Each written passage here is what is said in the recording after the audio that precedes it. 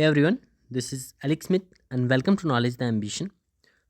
Himachal Pradesh police constable exam के regarding हम यहाँ पर टेस्ट सीरीज़ को डिस्कस कर रहे हैं, जिसका पार्ट 9 हम आज डिस्कस करेंगे। ठीक है, इम्पॉर्टेंट क्वेश्चंस हैं जो कि मोस्ट एक्सपेक्टेड क्वेश्चंस रहेंगे इन टेस्ट सीरीज़ में।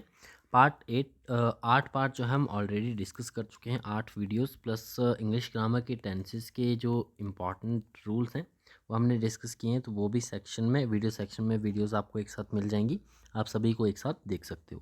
ठीक है, आज का इम्पॉर्टेंट सेशन रहेगा हमारा। ठीक है, मोस्ट एक्सपेक्टेड क्वेश्चंस रहेंगे हिमाचल प्रदेश के, साथ ही में अदर्स जो सिलेबस है टॉपिक वाइज यहाँ पर कैटेगराइज करके मैंने क्वेश्चंस दिए हुए हैं, तो आप उन्हें जो है वो ध्यानपूर्वक अपनी तैयारी के साथ साथ एक बूस्ट के लिए इन टेस्ट सीरीज़ को जो है वो फॉलो कर सकते हो। शुरू से अंत तक आपको बने रहना है और इन्हें जो है वो सॉल्व करने की कोशिश करनी है। ठीक है, कितने आते हैं आपको इसमें से क्वेश्चंस वो भी आप कमेंट बॉक्स में बता सकते हो। चलिए स्टार्ट करते हैं। आज का पहला क्वेश्चन हिमाचल प्रदेश से हम स्टार्ट करेंगे। हिमाचल प्रदेश जी के पूछा गया, हिमाचल प्रदेश में कौन सा लोकगीत विवाह के समय गाया जाता है? लुड्डी, सोहनी, स्वांग या फिर सिरमौरी? सो राइट आंसर क्या है हमारा? ऑप्शन ए, विवाह के समय ये लुडी नामक जो लोकगीत है ये विवाह के समय गाया जाता है। ऑप्शन ए जो है वो सही आंसर है। नेक्स्ट क्वेश्चन है, हम यहाँ पर direct question answer test series form में डिस्कस कर रहे हैं, तो सिर्फ क्वेश्चंस और आंसर्स ही देखेंगे। क्वेश्चंस की जो क्वांटिटी है वो ज़्यादा रखेंगे। पर डे हम लोग जो है वो 40 से 50 क्वेश्चंस डिस्कस कर रहे हैं पर टॉपिक वाइज। ठीक है, एक सेशन में हमारे हर एक टॉपिक के 8 से 10 क्वेश्चंस होते हैं। ठीक है, तो एग्ज़ाम होने तक काफ़ी ज़्यादा हम यहाँ पर डिस्कस कर लेंगे। सेकंड क्वेश्चन है हमारा, हिमाचल प्रदेश के कांगड़ा जिले का प्रमुख शास्त्रीय नृत्य कौन सा है? कथक, भरतनाट्यम, कुचिपुड़ी या फिर ब्रजेश्वरी नृत्य? तो ये काफ़ी कॉमन हो गया। ठीक है, ऑप्शंस आपको पता है कांगड़ा जिले में ब्रजेश्वरी नृत्य जो है वो फेमस है, तो शास्त्रीय नृत्य है ये कांगड़ा जिले का फेमस ब्रजेश्वरी नृत्य। ऑप्शन डी जो है वो सही आंसर है। नेक्स्ट है, पूछा गया है चाम नृत्य किस जनजाति से संबंधित है? गद्दी, किन्नौर, भोट या फिर गुज्जर? सो राइट आंसर क्या बनता है? ये बनता है हमारा option C which is Bhot. Bhot जनजाति है। ठीक है, चाम नृत्य जो है वो इस जनजाति से संबंधित है। ऑप्शन सी जो है वो सही आंसर होगा। नेक्स्ट क्वेश्चन है, कुल्लू दशहरा में किस देवता की प्रमुख पूजा की जाती है? हिडिंबा देवी, रघुनाथ जी, शिव या फिर दुर्गा? सो राइट आंसर है हमारा ऑप्शन बी, रघुनाथ जी की पूजा की जाती है। ठीक है, कुल्लू के दशहरे में। नेक्स्ट है, हिमाचल प्रदेश का कौन सा मेला पशुओं की खरीद बिक्री के लिए प्रसिद्ध है? कुल्लू दशहरा, नलवाड़ी मेला, शिमला समर फेस्टिवल या फिर चंबा मिंजर मेला?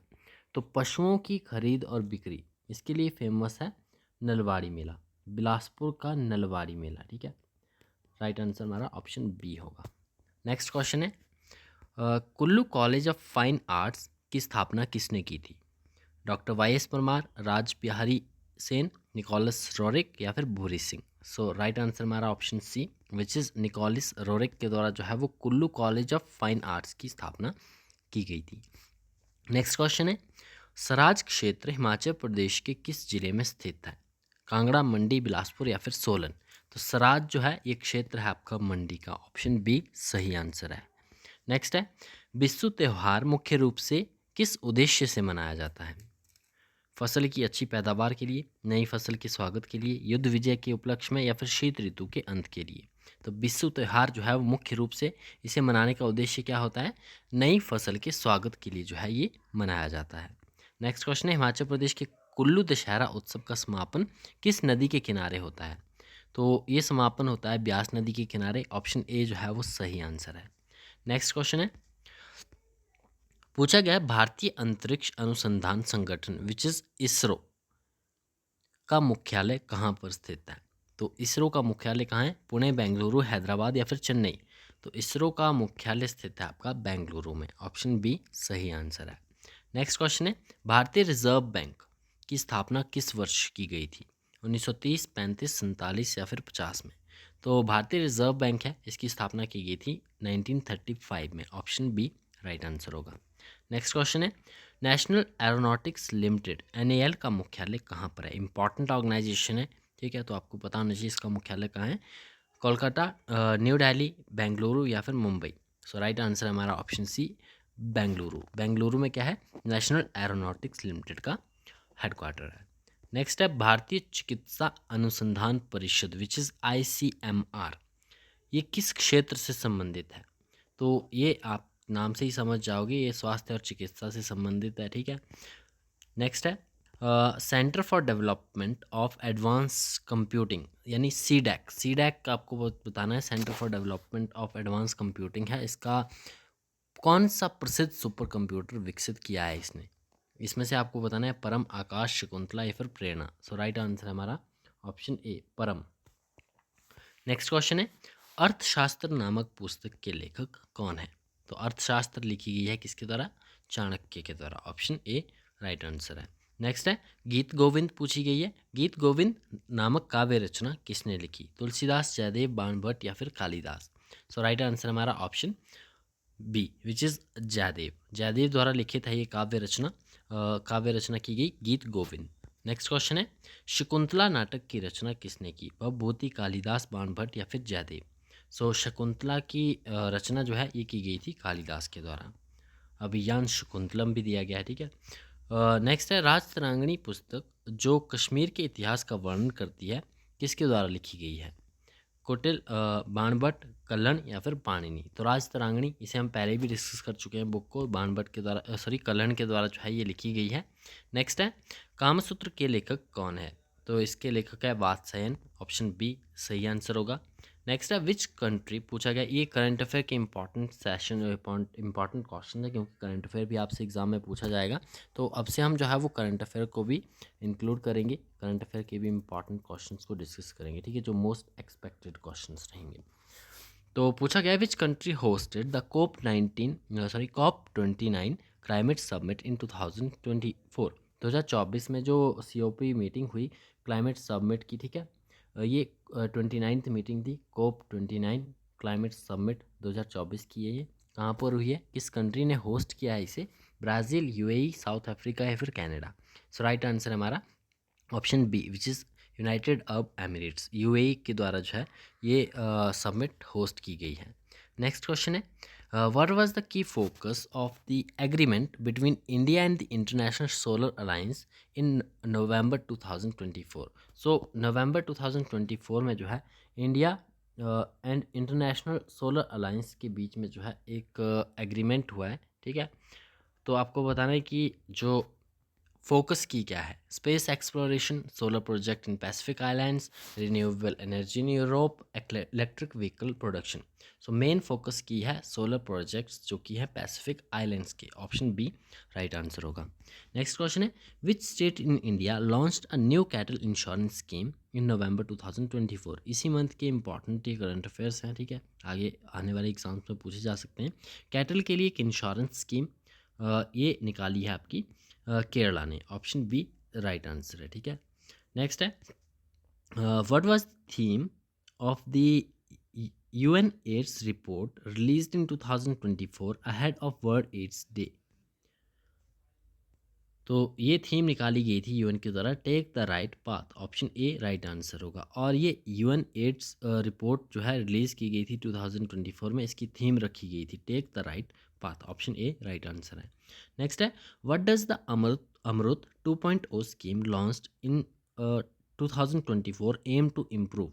देखो पहली बात तो अमृत 2.0 स्कीम जो है ये लॉन्च की गई 2024 में, ठीक है। अब इसकी मेन एम आपको बतानी है कि इम्प्रूव करने की बात कर रही है ये urban infrastructure and water security, rural electrification, digital literacy या फिर हेल्थ केयर एक्सेस को। तो राइट आंसर क्या है? Urban infrastructure and water security. ये मेन एम है अमृत 2.0 स्कीम का, ठीक है। नेक्स्ट है वर्ल्ड इन्वायरमेंट डे पूछा गया है, सेलिब्रेट किया जाता है on which date every year. So right answer है हमारा option 5 which is June 5। Important days आप जितनी बार पढ़ोगे उतना आपके लिए अच्छा है क्योंकि इतनी आसानी से याद नहीं होते हैं, ठीक है। बार बार रिवाइज करोगे तो आपको अच्छे से ये मेमोराइज हो जाएंगे। नेक्स्ट है वर्ल्ड इंटरनेशनल वुमेंस डे। ये कब मनाया जाता है? ये मनाया जाता है 8 मार्च को। जल्दी से हम इसे देखेंगे, ठीक है। आपको बार बार रिवाइज करने जो भी इंपॉर्टेंट हर मंथली जो आपका इम्पॉर्टेंट डेज़ का सेशन रहते हैं, ठीक है, वो आपको अटेंड करने और मंथली बेसिस पर जो है अपने सभी इम्पॉर्टेंट डेज़ को टेस्ट पे कर लेना है क्योंकि इससे क्वेश्चंस जो हैं वो पूछे ही जाएंगे। Which day celebrated as International Yoga Day. International Yoga Day कब सेलिब्रेट किया जाता है? तो 21 जून को। ऑप्शन बी राइट आंसर है। सिग्निफिकेंस ऑफ दिसंबर 10th, यानी दिसंबर 10th को कौन सा डे होता है? तो ये डे मनाया जाता है आपका इंटरनेशनल ह्यूमन राइट्स डे। आपसे अगर पूछ लिया जाए कि इंटरनेशनल ह्यूमन राइट्स डे कब मनाया जाता है, तो ये मनाया जाता है दिसंबर 10th को। नेक्स्ट है national science day in India. India में नेशनल साइंस डे कब मनाया जाता है? तो ये मनाया जाता है February 28 को। पहले भी हम डिस्कस कर चुके हैं पिछले सेशन में। नेक्स्ट क्वेश्चन है, नेक्स्ट हमारा इंग्लिश ग्रामर का सेक्शन है, ठीक है। इस इंग्लिश ग्रामर के इंपॉर्टेंट क्वेश्चंस को हम यहाँ पर देखेंगे। पूछा गया I dash to the market yesterday, क्या आएगा?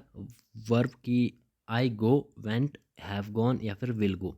वर्ब आपको अप्रोप्रिएट यूज़ करनी है, यहाँ पर कौन सी वर्ब यूज़ होगी?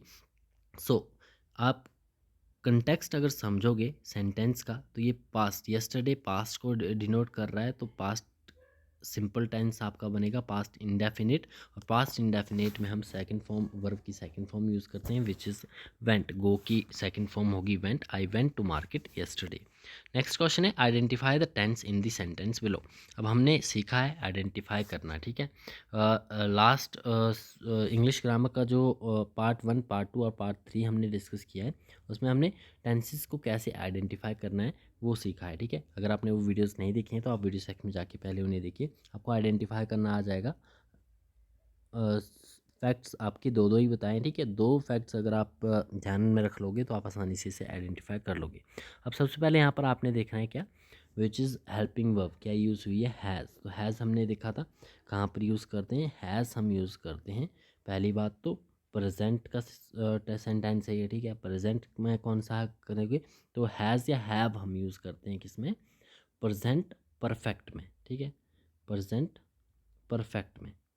और साथ में बीन लगा है तो बीन हम यूज़ करते हैं प्रेजेंट परफेक्ट कॉन्टिन्यूस में। और साथ में आपने क्या देखना है कि रीड वर्ब की फर्स्ट फॉर्म है, उसमें आईएनजी लगा है और टाइम दिया है फॉर 2 आवर। तो आप इससे समझ जाओगे कि ये प्रेजेंट परफेक्ट कंटिन्यूस की बात की जा रही है, क्योंकि प्रेजेंट परफेक्ट कंटिन्यूस में टाइम मेंशन रहता है, ठीक है। तो हैज़ या have plus been plus verb की थर्ड वर्ब की फर्स्ट फॉर्म में आईएनजी और साथ में टाइम दिया रहेगा, तो सेंटेंस आपका बनेगा किसका? प्रेजेंट परफेक्ट कंटिन्यूस का। नेक्स्ट है by the time you arrive we dash the meeting. Sentence को आपको कंप्लीट करना है अप्रोप्रिएट वर्ब और हेल्पिंग वर्ब से। Will finish, have finished, will have finished या फिर finish. So by the time you arrive we will have finished, will have finished the meeting. अब ये किस तरह से होगा? फ्रेज है बाय द टाइम, ये इंडिकेट क्या करता है? बाय द टाइम अगर किसी भी सेंटेंस में अगर दिया होगा तो आपको ध्यान में रखना है, ये फ्रेज इंडिकेट करती है the future point in time. So the future perfect tense ये बनेगा which is will have finished, appropriate यहाँ पर यूज़ होगा। नेक्स्ट है they are playing football when it started raining. Identify करना आपको टेंस को, ठीक है। कौन सा है? सिंपल पास्ट है, पास्ट कंटिन्यूस है, या फिर पास्ट परफेक्ट है, प्रेजेंट परफेक्ट है। तो जब यहाँ पर हेल्पिंग वर्ब यूज़ कर दी गई है तो यहाँ से आपका जो है वो प्रेजेंट निकल गया। पास्ट आपको बताना है कि कौन सा है, ठीक है। पास्ट में वर हेल्पिंग वर्ब यूज़ हुई तो सिंपल पास्ट नहीं होगा, ठीक है। वर हम वाज या वर हम यूज़ करते हैं पास्ट कंटिन्यूस में। तो एक ही ऑप्शन आपके पास बच जाता है, ऑप्शन बी राइट आंसर होगा। नेक्स्ट है if she dash hard she will pass the exam. Worked, works, is working और हैज़ वर्कड।